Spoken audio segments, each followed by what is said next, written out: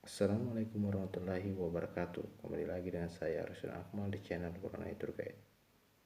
Kali ini kita akan berkunjung ke salah satu rumah yang memiliki atap yang berbentuk unik yang berada di Kabupaten Wajo.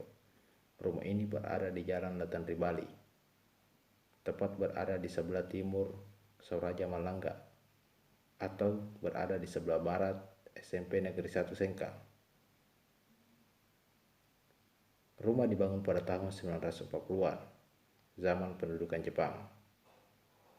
Sejak dibangun hingga kini, rumah ini tidak pernah berubah baik fungsi, penampilan bangunan, maupun tata ruang di dalamnya. Yang berubah hanya penggantian material lantai dan atap karena telah rusak termakan usia. Pada zaman pendudukan Jepang, rumah ini ditempati oleh perwira-perwira Jepang yang bertugas di Wajo. Setelah Jepang meninggalkan Wajo, rumah ini dimiliki oleh Andi Tassa dan sekarang dirawat oleh Ibu Zainab sebagai salah satu ahli waris dari Andi Tassa. Keunikan rumah ini adalah memiliki atap berbentuk piramid. Atapnya berbentuk piramid sehingga masyarakat Bugis menyebutnya bola macacae. Macacae sendiri artinya runcing.